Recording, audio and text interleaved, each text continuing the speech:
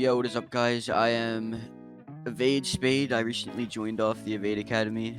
I am a pro controller player, and I'm going to go over what I think is the best settings for the new advanced sensitivity settings. And you can look in your sensitivity, and you can see your old sensitivities are going to be grayed out. That is because they've added a new sensitivity option tab. So if you were to turn on advanced options, then you're going to see a whole bunch of different sensitivity options that you can choose from. And your look sensitivity is going to be grayed out again, and that's because they've added 6 other options instead of 1 that you can choose from. So if I'm using 70%, 70%, that is basically me using 7x, 7y. This is going to be your new sensitivity. So if I go to 50%, 50%, I'm going to be playing on 5x, 5y. Your turning horizontal boost and turning vertical boost are basically a boost to whenever your analog is fully deflected. So if it is on 100%, 100%, then when my analog stick is fully deflected, then I'm going to be on 100% speed for basically acceleration.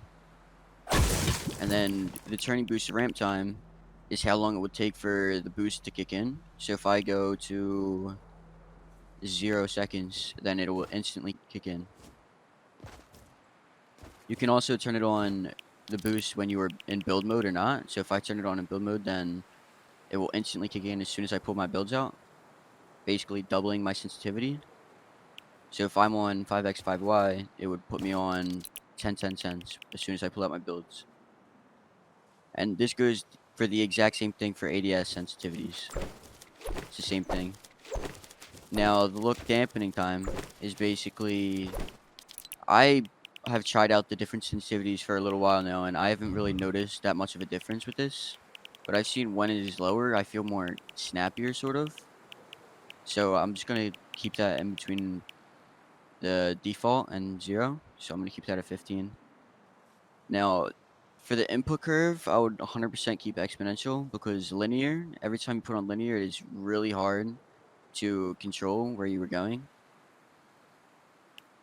because linear is just straight up, and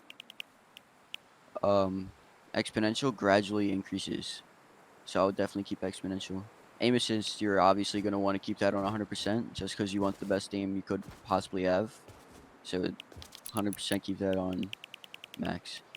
Now, legacy controls. If you don't want to use any of these controls and you want your sensitivities to feel exactly how they felt right before this update, then you can turn on legacy controls.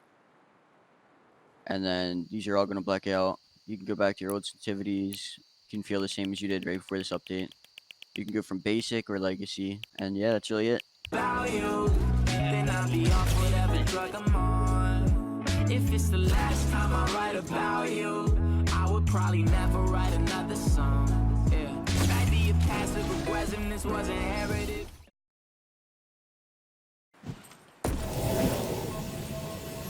Go.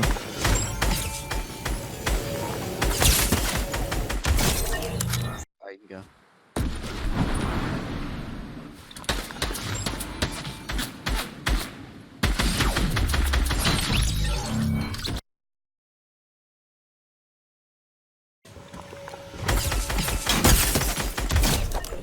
Very bad.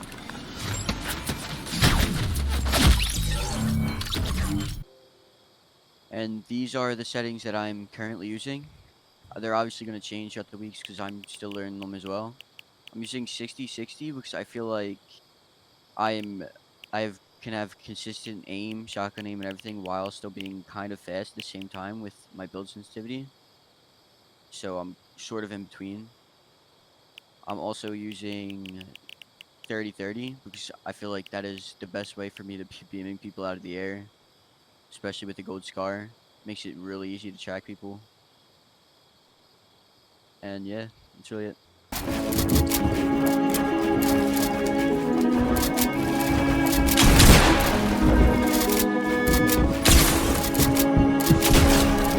My TikTok has more followers than any of your followers. Like, why would he say that? He said, wait, what happened? He was arguing with me.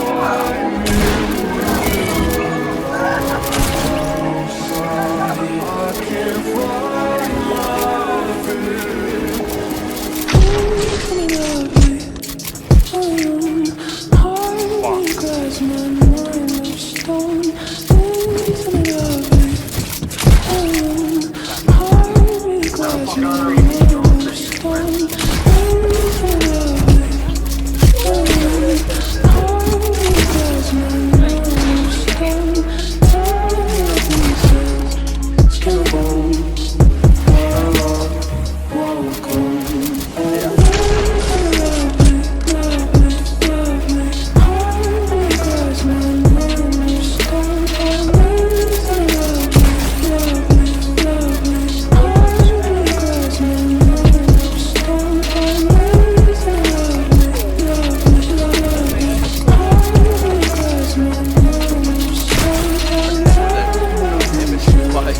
I just don't care, actually, to be honest. I don't care enough.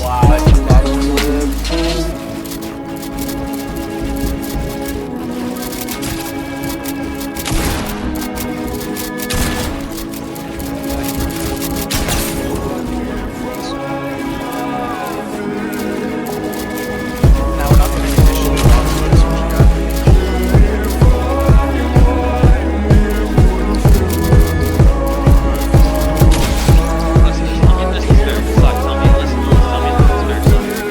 So let's say you're 1 point off, and then you like 1 point, you get